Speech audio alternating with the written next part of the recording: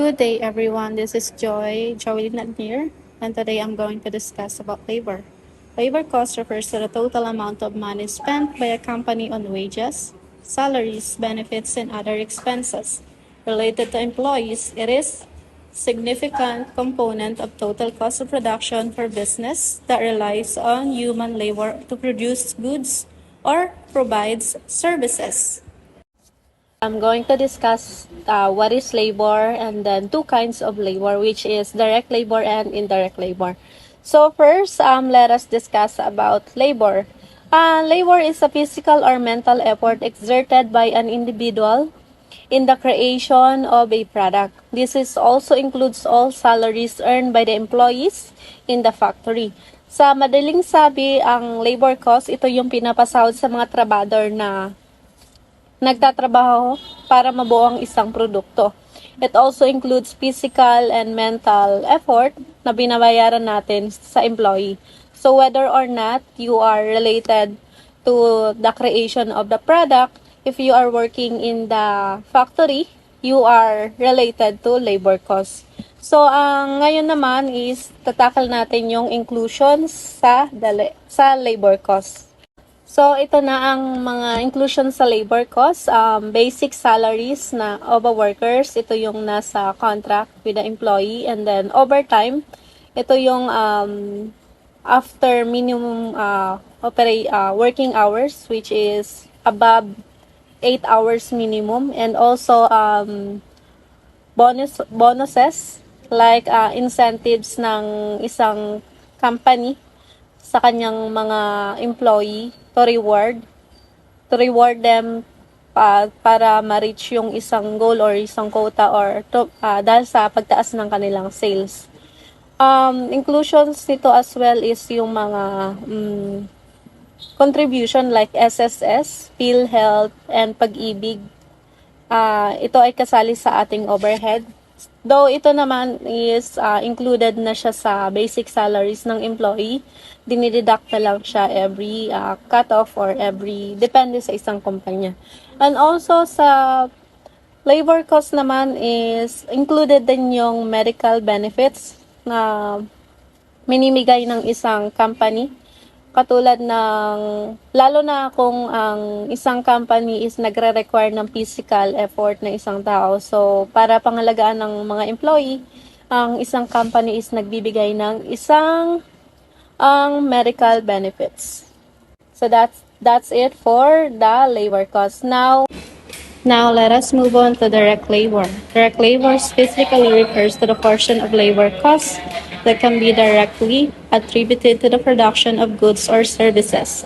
It includes the wages and benefits paid to workers who are directly involved in the manufacturing or services delivery process.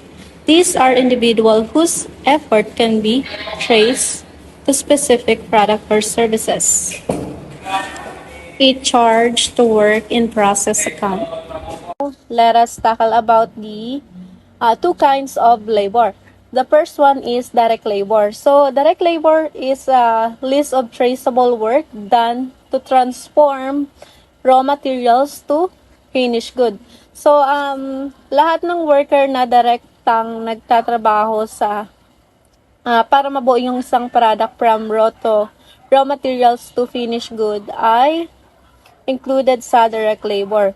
So, ito yung tulad ng mga carpenter, like, carpenter, pagbuo ng bahay, machinist, yung sa factory, machinist, yung mga nag-ooperate ng mga makina.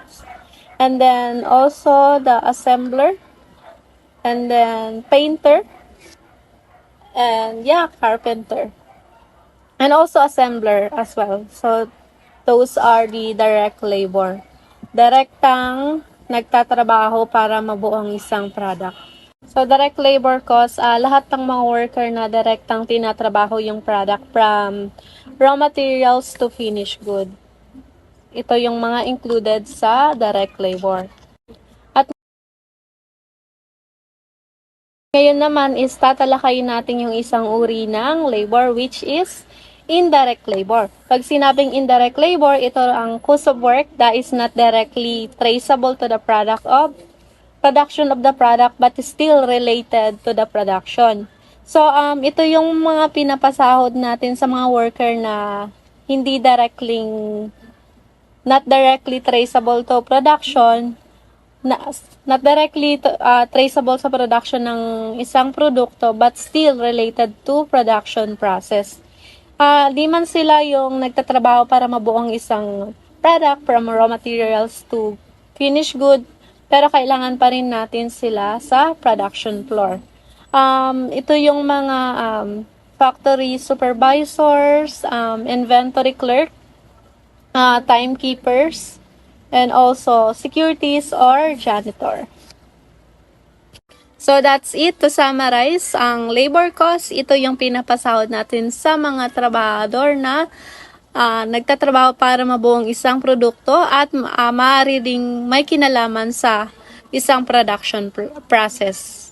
So, ang two types ng labor is, the first one is indirect labor. Ito yung mga pinapasahod sa mga trabahador na direktang nagtatrabaho para mabuo ang isang product from raw materials to finished good. And also indirect labor, ito yung mga pinapasahod sa mga worker that is not directly traceable sa isang production but still related or kailangan sa isang production process. So, I hope you learn, guys, about labor costs, direct labor and indirect labor. And now let's proceed to management. Management primary objective is to utilize its human resources as efficiently and economically as possible. Therefore, properly labor cost analysis and control are required to proper utilization of its human resources for the following resources. It has significant effect on the growth, profitability, and the company. Labor productivity significantly influence the conversion cost per unit. It is one major cost element in the manufacturing operation. It is more difficult to control compared to material costs because of human environment. It is affected by government policy and trade union. It is not subject to any technical limitation which restrict productivity. It is affected by inefficiency in the growth, ineffective supervision, idle time, higher rate of labor turnover, attitude of workers towards work, dissatisfaction of the workers. So, I hope you learn, guys, about labor costs, direct labor and indirect labor. Again, this is Joelyn Agnier from Group 2. Thank you so much. Hi, my name is Nicole Blanca and I'm the one in charge in discussing the different kind of departments under the accounting for labor cost controls. We have 5 different departments. We have the personal department, engineering and work study department, we have timekeeping department, payroll department, and last but not the least is the cost accounting department. Hi, my name is Nicole Blanca and I am in charge in discussing the different kind of departments under the planning, accounting, recruitment, labor cost controls. We have 5 different departments and we have the personal department, seminars, engineering and work study department. We have timekeeping department, payroll department, and last but not the least is the cost accounting department. Top management. Hi, my name is Nicole Blanca and I'm the one in charge in discussing the different kind of departments under the engineering and work study labor cost controls. We have 5 different departments. We have the personal department, engineering and work study department, plans and specification for each job, payroll department, and last but not the least is the cost accounting department. Preparation for an efficient working condition, conducting time and motion and discussing the different kind of departments under the time, wage system, and labor cost controls. We have 5 different departments. We have the personal department, engineering and work study department, we have timekeeping department, payroll department, and last but not the least is the cost of the total work hours spent by each worker on a specific job and I'm the one in charge in discussing the different kind of departments under the accounting for labor cost controls. We have 5 different departments.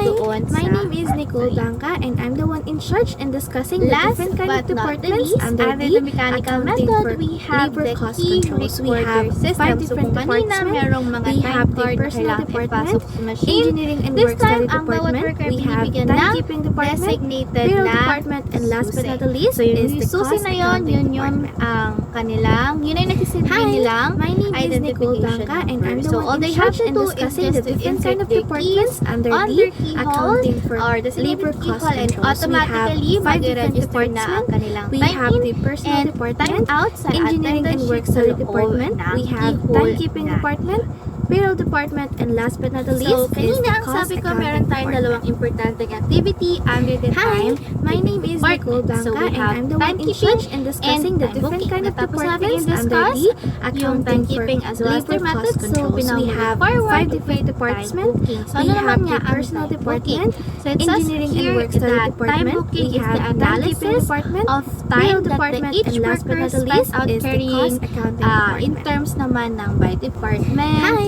my name is Nicole operations, Blanca, and process, I'm the or one in charge jobs. in So, discussing the time different booking kind of naman ay departments under essential the sa accounting for pag-determine labor ng cost cost controls. We of have 5 different each job, departments. process, We or have the personal operations, department, utilization or engineering the and work proper study utilization department. We of have workers' timekeeping time, department, payroll assigning the department, and last but overhead not the least cost is to the cost units accounting and the department. effective cost control and cost Hi, reduction. my So, name tulad is ng Nicole ginagawa Blanca, and natin, I'm the one in we charge in are discussing the different kind of departments under identifying the the cost, accounting for assigning labor cost the controls. cost. We have 5 Syempre, different departments. we We control have the the cost personal month, and department, as much as possible, engineering we and work would like study to department. reduce We have the cost. timekeeping So, yun yung department, ginagawa naman payroll or yung department, and last but not the responsibility least is the ng cost time accounting booking. department. So, that ends with Hi, my name is discussion Nicole para Blanca, sa and I'm the one in charge in timekeeping. discussing the different kind of departments under So, the nandito na tayo sa accounting for pang-apat na labor cost department. controls. We We have are now 5 different done with departments. three. So, We have the personal So, ang department, pang-apat na engineering department and ay work ang study payroll department. We have department. timekeeping So, as department, the name payroll department, implies, and last but not the these are least the is the department cost that is accounting department. responsible in the computation of Hi, the my total name is Nicole gross Blanca, and I'm the earnings one in ng charge mga in worker. discussing Of the course, different kasama kind na of dito departments under yung the payroll deduction or accounting yung for amount ng payroll labor deduction, cost which is yung controls. mga We have withholding 5 different taxes, departments. SSS, We have the PhilHealth, personal and department, pag-ibig contribution engineering ng and mga work study bawat department. worker. We have So, syempre, sila timekeeping na yung department, responsible payroll ng department, and preparation last but for not the the least payroll is the cost or accounting wages ng department. bawat worker. And of course, they are the one Hi, who keeps my all the name is records Nicole of the Blanca, and wages I'm the one of in the charge in discussing the workers. different kind of Okay. departments under Last the but not accounting for least ay labor ang cost cost controls. We have accounting 5 different department. departments. So, We as have our the personal department, as our engineering subjects and work study na department. pinag-aralan We natin, have it's about timekeeping the department, cost accounting. payroll So, department, this and last but not the department least is is the responsible cost with accounting the department. collecting, Hi, classifying, my name is and Nicole Blanca, and assigning I'm the one in of charge in all the discussing the costs, different kind of jobs, departments under the products, and accounting process. for Tulad labor ng cost nagawa controls. natin. We have Job 5 costing, different departments. process We have the costing, personal and product department, costing. engineering and work study department. We So, have yan. timekeeping Doon na department, nagtatapos ang payroll aking department, report. and last but not the Natilakay least na is natin the ang cost limang accounting department. department. And hopefully, may natutunan Hi, kayo. my That's name it is for now. Nicole Again, Blanca, my and name is I'm the Nicole. one in charge in Bye-bye. discussing the different kind of departments. And the next topic is the wage payments plans. So I will be discussing here the wage payments plan. So first, I will introduce myself. So I am Noral Haya Muhammad. So asensya na po kayo sa boses ko. If iba kasi po may ubot sipon ako. And without further ado, let's begin. So there are 4 types of wage payments plans. So these are the time-based wage, piece rate wage, modified wage plan, and lastly the incentive scheme. So those 4 is the highlights of this topic. So those 4 wage payments plan that I will be discussing. Let's begin. So number 1 is the time-based wage. So first, what is time-based wage? So time-based wage, the definition is a remuneration system calculated based on the time contributed by workers. It is usually calculated based on hours worked. So that is calculated of the number of time of work times rate per hour. So the formula is wage equals number of time times rate per hour. So that is the formula of time-based wage. And we'll give you an example of that. So your company offers you $10 per hour. Say an employee spends 40 hours working during the week. and he received equals $40. Why? So the formula again is the number of number of time work times rate per hour. So $10 times 40 for the week, and the answer or equals to $400. And that is the answer for that example. And now I hope you get that example. So wait, the formula again is the wage equals number of time work times rate per hour. So now, I will be giving also the advantages and the disadvantages of the time-based wage. So let's go to advantages of time-based wage. So less harmful to quality. Why? Because as I mentioned above, this pay systems allows workers to focus on quality only, and they don't rush into work and chase quantity to get paid more. And next is the more applicable in many cases. Indeed, this compensation system is suitable for jobs where output is difficult to measure. In addition to the service sector, administrative work can also apply it. In fact, when the product is standardized and the output per workers is measurable, it can also be applied, and it is also measurable income. Why?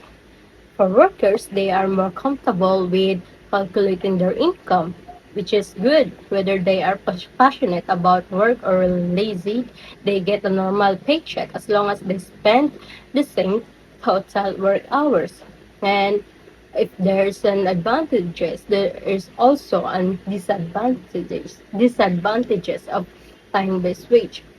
um, these are the calculation are more complex. The company should pay supervisors more because they should pay for that supervisors more because company needs supervisors to oversee workers, prevent their lazy habits. They ensure the workers stay where they are and get the job done. And the lastly is pay is not commensurate with productivity. So those are the advantages and disadvantages. And now let's go to the second one, piece rate wage. A piece rate wage is a wage system in which workers are paid based on the output produced. This is an alternative to time-based wages calculated based on hours worked. So that is not unlike the first one, and this second one is it is calculated based on the units produced and rate per hour. So the formula will be wage equal units produced times rate per hour. I will be giving an example also of piece rate wage. So example is the company targets output per worker to be 100 units and offers a normal wage rate of $5 per unit. And if workers can produce more than the target, the company offers a wage rate of $6 per extra unit produced. Say a worker is in high spirits and can produce as many as 110 units, so that will be, or he gets paid $560. Why? Because $5 times 100 units plus $6 times 10 units. That will be $560. So that's what he gets paid for. And also this rate which has advantages and disadvantages. So the advantages are stimulate efforts, less supervision, easier to increase production, and more effective working time. So the disadvantages are sacrifice quality, unfair pay, lower pay due to machine error, danger to employee morale. And let's go to the third one, the modified wage plan. On the modified wage plan, this plan combines as the features of hourly rate and piece wage rate plan. So this is the combination of the two, the time based and the piece wage plan. And the example is I will be giving is a modified wage plan would be a minimum hourly wage that will be paid by the company even if an established quota of production is not attained by an employee. If the established quota is exceeded, an additional payment per piece would be added to the minimum wage level. So uh, how is that? Under the modified wage plan, an employees earn, let's say, $1.50 for each finished unit is guaranteed $18 per hour as a minimum wage if the daily quota is 96 units and on a particular day when an employee is complete 90 units and works 8 hours, the amount of the make-up guarantee will be $18 times 8 hour minus, after you get that you will get the minus of $1.50 times 90 units, and after you get the $18 times 8 hour you'll have $144, and after you did the 1.50 times 90 units you'll get also $135, but you're gonna minus that too and you get $9. So that is what he'll be getting. And lastly, the incentive scheme. So there are two main approaches to incentives: the individual incentives and the team or group incentives. So the definition of individual incentives are reward that are given to individual coming from its employees for meeting or exceeding certain performance, while the group or team incentives plans are there of rewarded program that act as a motivation tool for meeting target as a team. Oh, the example for that is for individual is a promotion. You promoted, that is good. And you also have as an individual, you get or awards or recognition for your performance, and you also have sales commission. While the group or a team incentives is it is more example for that is the team building. Yeah, why? Because that's a team. You act as a team or a group. Also with this topic, this has also it also has a pros and cons. What are those? So for individuals, it inspires employee. Like also for group or team incentives, and increase productivity, and it is also a higher job satisfaction. And for the cons is lack of teamwork for individual, that is opposite for the team, and sacrifice quality again over the quantity, and that is the disadvantages for that.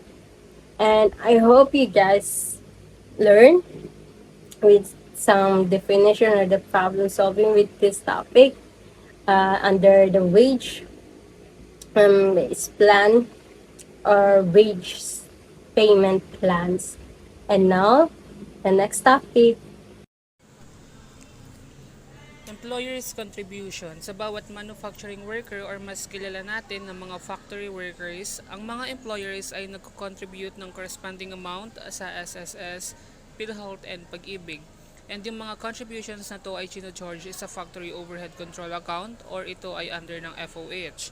And yung contributions naman ng employers or other employees like administrative and sales function ay charge as an expense because these are period cost.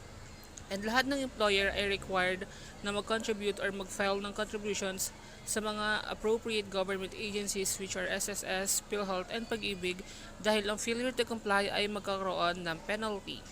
So, ang SSS contribution ay nire-require ng Social Security System lahat ng employers na magbayad ng Social Security taxes or contribution at ibawas sa gross earnings ng employee yung kanyang contribution.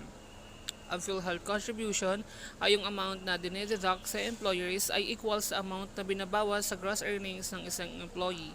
For example, if kumita ang employee ng 8,999.99 pesos and below, the employee share is 100 pesos na equal sa employer share. Pag-ibig contribution, yung amount na dinededuct sa employers sa gross earnings ng employee ay equal sa 2% ng kanyang basic compensation or 100 pesos kung alin ang mas mababa. While yung share naman ng employer ay magiging same amount lang kung ano yung dineduct sa employee. For example, kung ikaw ay kumikita ng 10,000 a month, yung contribution mo will be 200 pesos because 2% of 10,000 is equals to 200 pesos or 100 pesos kung alin ang mas mababa. Therefore, magbabayad ka ng 100 pesos kahit na ang contribution computed based on 2% ay nag-exceed sa 100 pesos. So, the contribution will remain 100 pesos. Gross earning deductions. Ito naman yung total compensation ng employee with the inclusion of regular pay and other benefits. Ito ay pwedeng wages and salary, yung two types. Yung wages ay based on hourly work and possible within the day ma-receive, while yung salary ay fixed amount kada isang buwan or pwede rin naman semi-monthly or mas kilala natin as kinsenas katapusan. Withholding taxes, bawat employer ay nire-require ng batas na mag-deduct ng certain amount sa gross earnings ng kada employee na i-remit sa BIR. So, yung amount ng withholding tax ay nakabase sa taxable income na i-compute using the tax table provided by BIR. Pag-ibig contribution. Yung amount na binabawas naman sa pag-ibig or yung contributions ay mapupunta sa Home Development Mutual Fund. Social Security System premiums, kagaya ng pag-ibig, required din ng bawat employees na magbayad ng contribution nila sa SSS and napupunta naman ito para sa kanilang protection in cases of disability, sickness, retirement, and death. For further comprehension and clear understanding ng topic which is accounting for labor, i-apply natin siya sa isang problem. We have here the Garden Group Corporation and makikita nyo yung table including the employees' names, their hourly rates, and hours work each day, and total hours work of each employee. Garden Group pays its employee 1.5 times the regular rate for hours work over 40 hours, and the rate for hours work on Sunday is twice the regular rate. The following are deductions from gross earnings: SSS 8%, PhilHealth 2%, Pag-ibig 2%, and income tax 25%. So, ang requirement ay compute the total direct labor, total indirect labor, total SSS contribution, total PhilHealth contribution, total Pag-ibig contribution, total income tax, and total net pay of all employees. For our first employee, which is employee P, para makuha yung regular rate niya, i-multiply natin yung regular hours na 40 hours sa kanyang hourly rate, which is 100 pesos. So, 40 times 100 is 4,000. Ang next naman natin na i-compute ay yung Sunday rate, and sabi sa problem, twice daw ng hourly rate ang hours work kapag Sunday. So, 100 times 2 is 200 na i-multiply natin sa hours work ng Sunday na 1 hour. So, 1 hour times 200 is 200 pesos. After natin makuha yung regular rate and Sunday rate, ay kukunin naman natin yung excess rate by deducting regular hours and Sunday hours sa total hours work ng bawat employee. So, kay employee P, ang excess hours na ay 7 hours dahil 48 hours minus 40 hours minus 1 hour is 7 hours na imumultiply natin sa 1.5 times ang hourly rate ni employee P na 100. So, kung ang hourly rate niya ay 100 pesos, ang 1.5 times niya ay magiging 150. So, 7 hours multiplied by 150 is 1,050 pesos, and yun ang excess rate ni Employee P. Since nakuha na natin yung regular rate, Sunday rate, and yung excess rates, makukuha na rin natin yung total gross earnings ni Employee P by adding the 3, and ang lalabas na result ay 5,250 pesos. Then para makuha yung direct labor, imumultiply natin yung total hours work ni Employee P na 48 hours sa hourly rate niya na 100. So magiging 4,800 ang kanyang direct labor. Para naman makuha yung indirect labor, squeeze lang.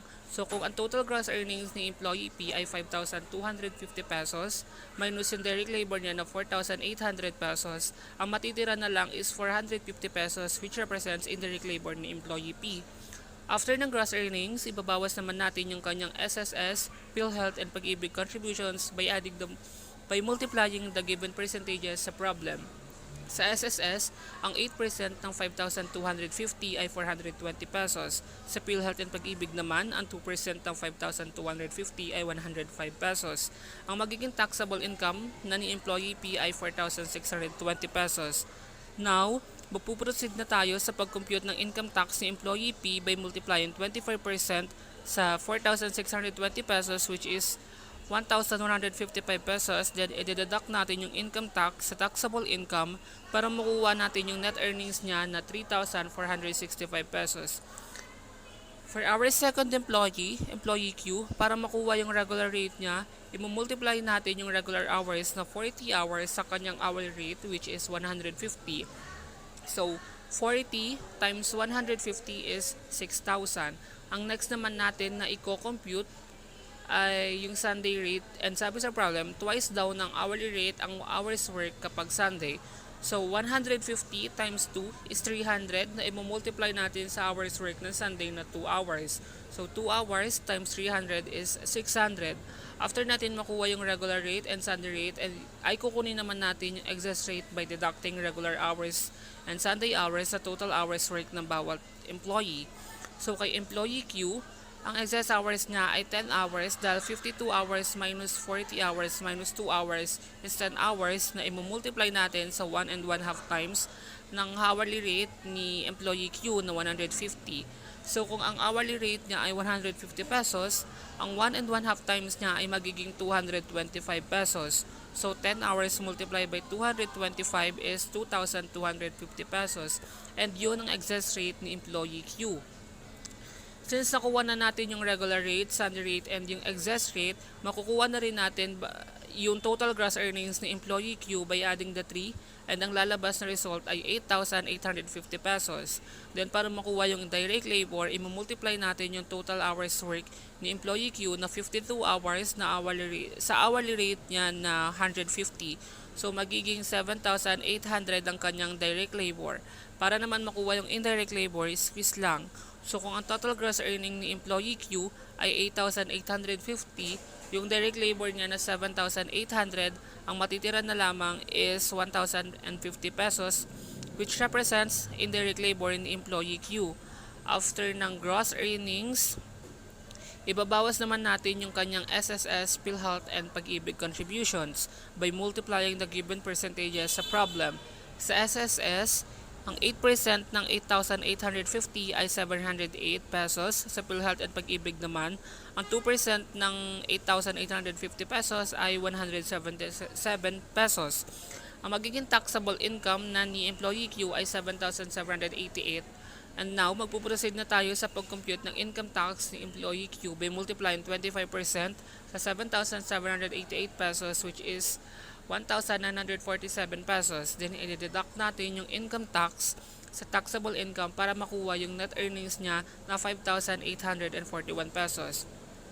So, for our third employee R, para makuha yung regular rate niya, i-multiply din natin yung regular hours na 40 hours and ang kanyang hourly rate, which is 100. So, 40 times 100 is 4,000. Ang next naman natin na i-compute ay yung Sunday rate, and ang sabi sa problem, twice daw ng hourly rate ang hours work kapag Sunday. So, 100 times 2 is 200 na i-multiply natin sa hours work ng Sunday na 2 hours. So, 2 hours times 200 is 400 pesos. After natin makuha yung regular rate and Sunday rate, ay kukunin naman natin yung excess rate by deducting regular hours and Sunday hours sa total hours work ng bawat employee. So kay employee R, ang excess hours niya ay 10 hours dahil 52 hours minus 40 hours and minus 2 hours is 10 hours na imumultiply natin sa 1 and 1 half times ng hourly rate ni employee R na 100. So kung ang hourly rate niya ay 100 pesos, ang 1 and 1 half times niya ay magiging 150 pesos. So 10 hours multiplied by 150 is 1,500 pesos. And yun ang excess rate ni employee R. Since nakuha na natin yung regular rate, Sunday rate, and yung excess rates, makukuha na rin natin yung total gross earnings ni employee R by adding the 3, and ang lalabas na result ay 5,900. Then para makuha yung direct labor, i-multiply natin yung total hours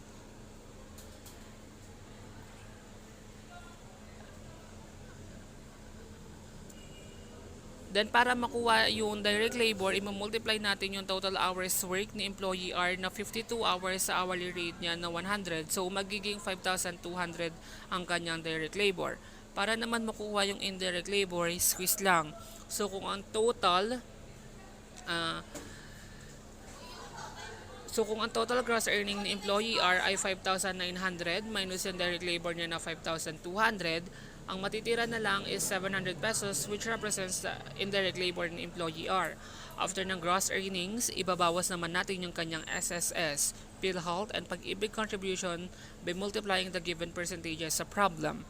Sa SSS, ang 8% ng 5,900 ay 472. Sa PhilHealth and Pag-ibig naman, ang 2% ng 5,900 ay 118 pesos. Ang magiging taxable income na ngayon ni employee R ay 5,192 pesos. Now, magpuproceed na tayo sa pag-compute ng income tax ni employee R by multiplying 25% sa 5,192 pesos, which is 1,298 pesos. Then, i-deduct na natin yung income tax sa taxable income para makuha yung net earnings niya na 3,894 pesos.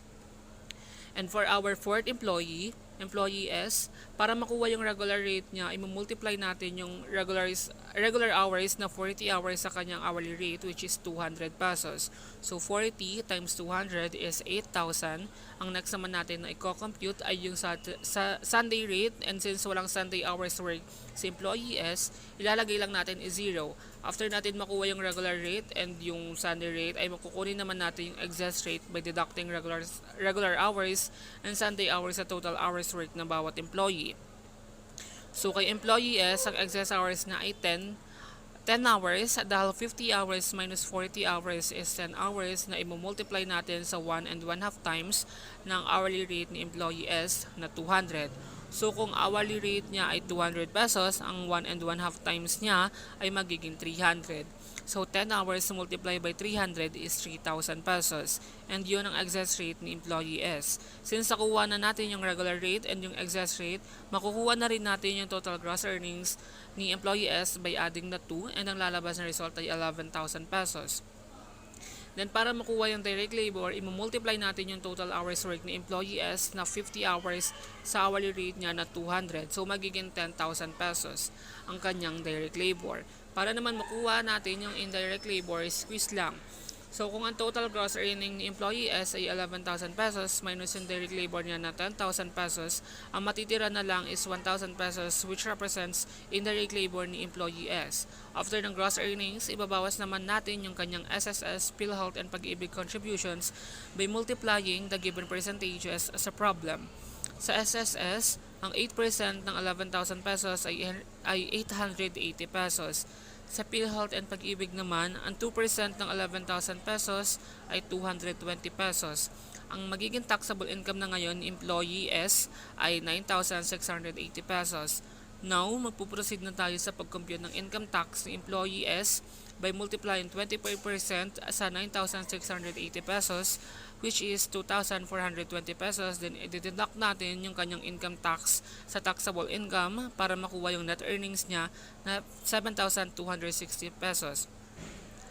And for our last employee T, para makuha yung regular rate niya, i-multiply natin yung regular hours na 40 hours sa kanyang hourly rate, which is 275. So, 40 times 750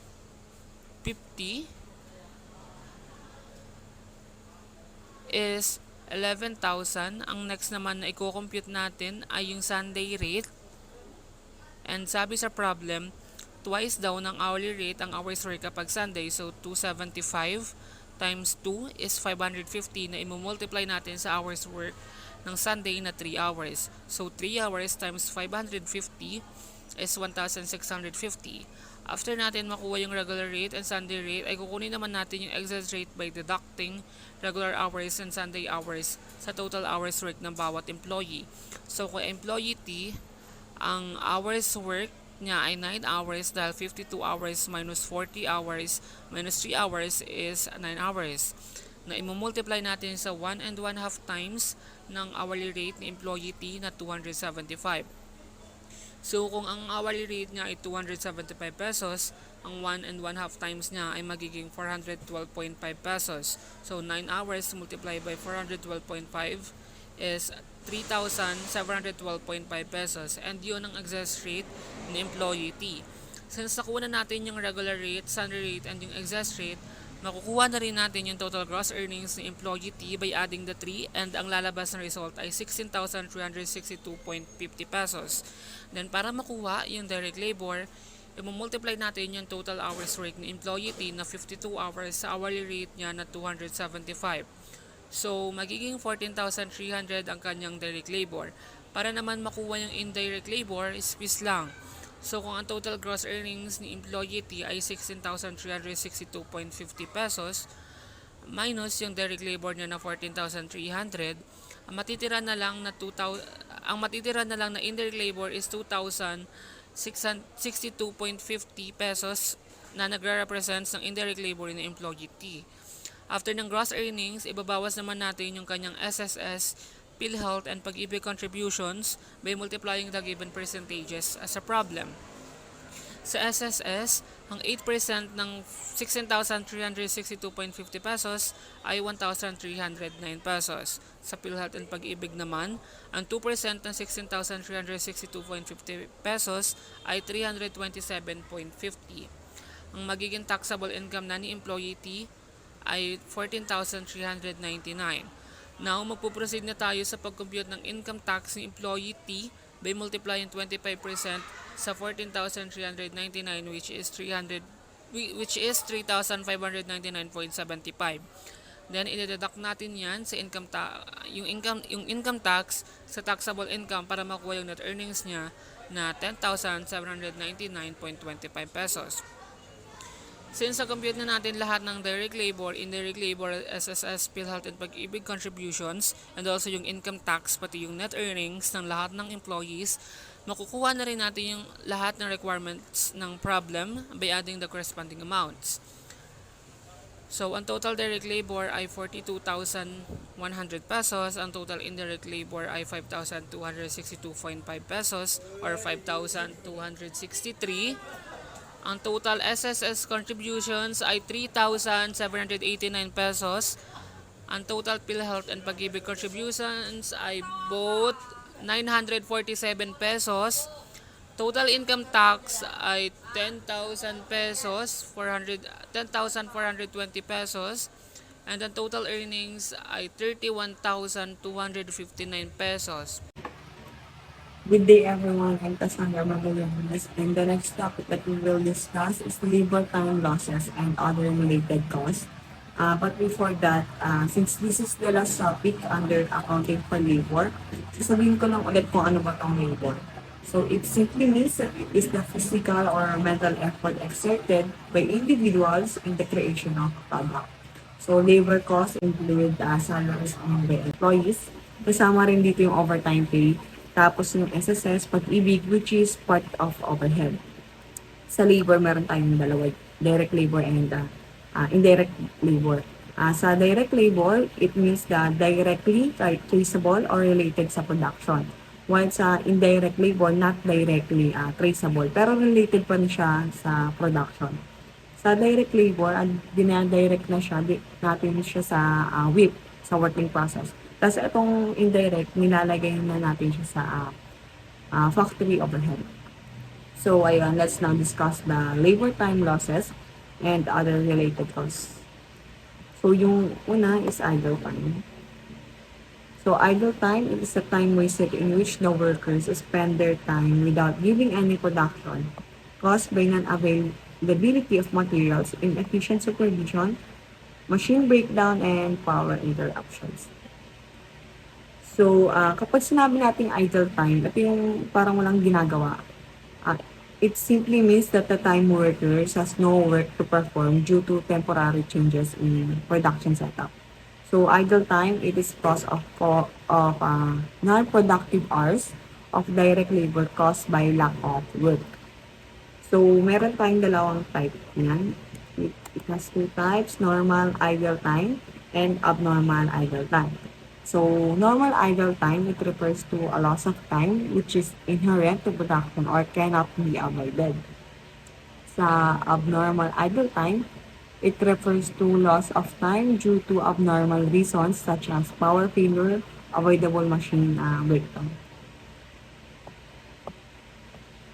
So, dito sa yung dalawang 'to, yung normal idle time and abnormal, idle time, parang same concept lang siya dun sa normal loss and abnormal loss. Yung normal idle time, sinasabi dito is parang expected mo na mangyayari talaga. Like, halimbawa, lunch or break time, gano'n. While sa abnormal idle time, unexpected na mangyayari. Like yung power failure. Hindi naman alam kung kailan siya biglang mangyayari. So take note that cost of normal idle time that does not relate to direct labor costs shall be accounted as part of factory overhead costs. However, yung abnormal idle time is treated siya as loss or expense.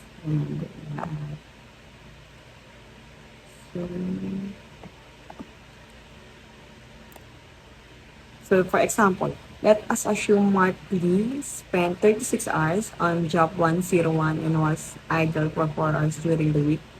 Mark's rate is 50 pesos per hour for a 40-hour week as per union contract.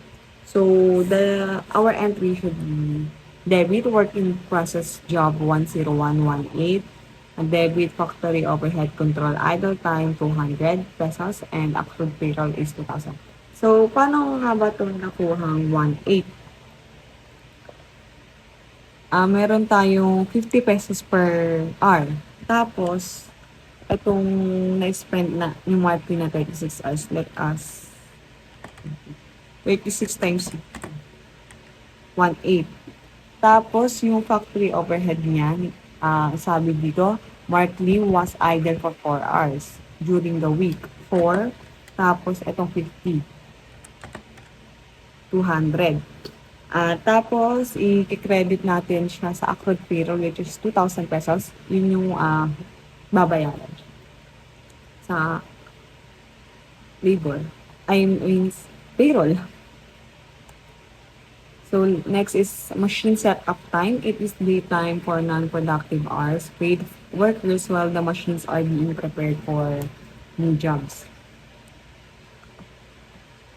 So, yung machine setup time is parang part din siya ng idle time since sabi nga dito is non-productive hours. Di ba ang sabi ko nga kanina is yung idle time is cost of non-productive hours siya. Next is labor cost of reworking defective units.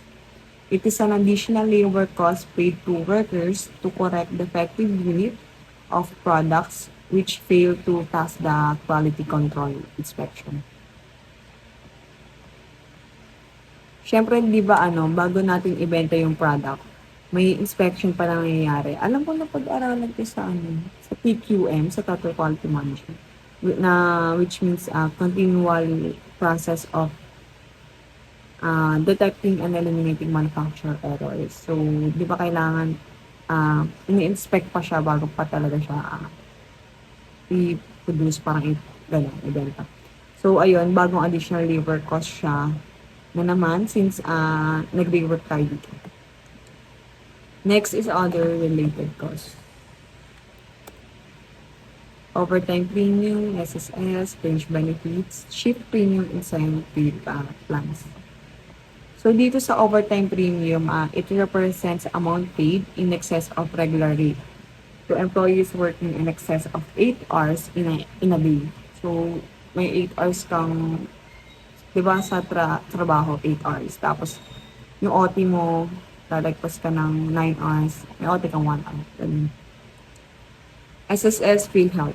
So, as nag-work kasi ako dati, dun sa payslip namin, yung mga ito, kusa na siyang kinakaltas sa basic pay namin. Fringe benefits such as sick leave pay, holiday, vacation pay, health insurance, pension payments, hospitalization benefits, etc. So, next naman yung shift premium. Shift premium or night differential. It is extra pay to work during less desirable evening shift 2 p.m. to 10 p.m. or night shift 10 p.m. to 6 a.m. This shift premium is charged to factory overhead control. Next is incentive plans used by companies to keep employees monthly motivated.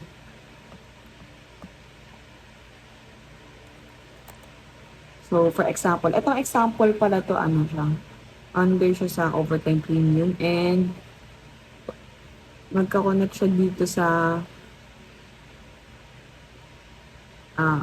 kaninang example sa may normal idle lang. So, if Mark Lee worked for 45 hours during the week and she paid as a half, then the entry will be work in process debit 2 to 50, factory overhead control 1 to 5, and the credit is accrued payroll 2,375. So, paano nga ba itong nakuha? Paano naging 45 hours or, I mean, paano naging 2,250? Di ba dito sa, sa kaninang example natin? Sabi dito, sa normal idle, ay sa example na to, Mark's rate is 50 pesos per hour for 40 hours week. So, si Mark Lee, nag-work siya ng 45 hours. Ang original, 40 hours lang. So, multiply natin 45 times 50. 2 to 50. Tapos, meron siyang 5 hours na OT. And ang sabi dito, she paid as a half. So, ano ba kalahati ng 50? 25. 5 times 25, 1 to 5. Tapos, i-credit natin siya sa accrued payroll na 2,375. Next is theories. Factory workers' fringe benefits is usually charged to A. Working process, B. Direct labor, C. Administrative expense, or D. Factory overhead control. So, the answer is factory overhead control. Kasi ang sabi dito, factory workers. Kasi, di ba yung factory workers, siya, indirect labor. Nasa indirect siya.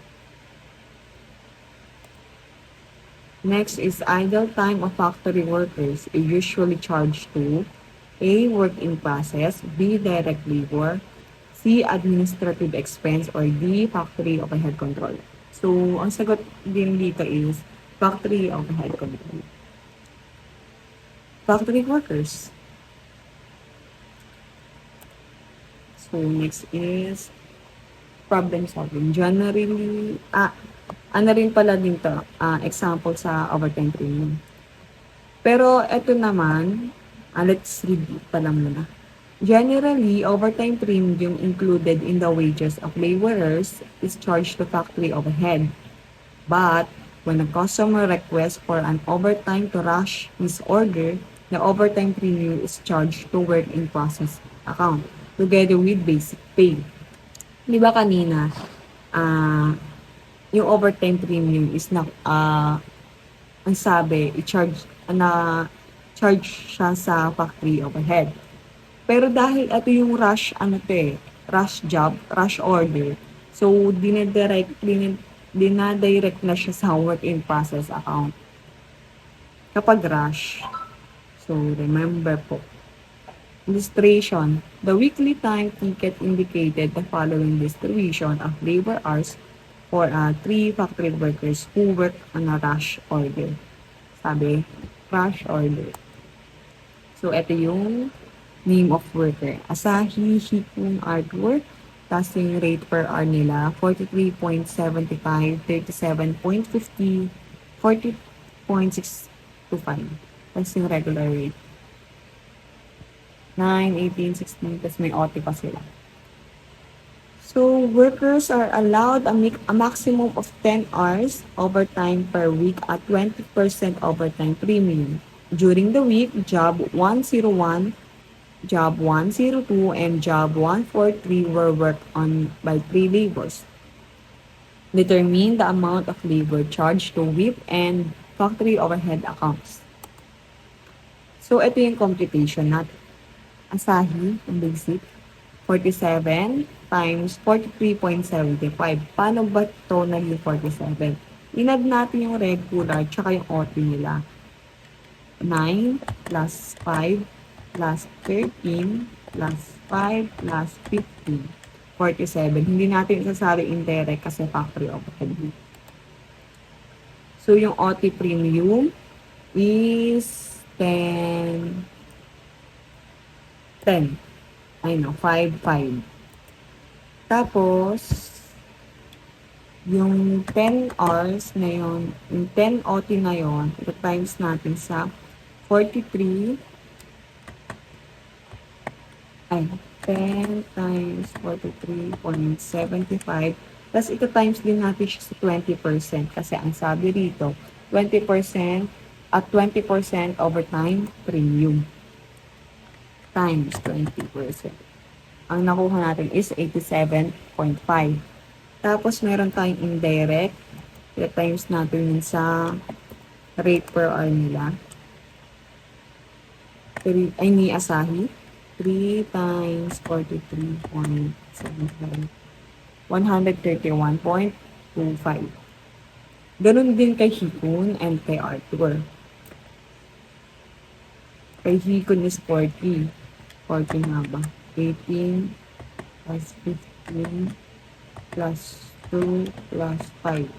40. Tapos 9 times natin yun sa 37.50. 1.5. Yung OT premium niya is 5 lang.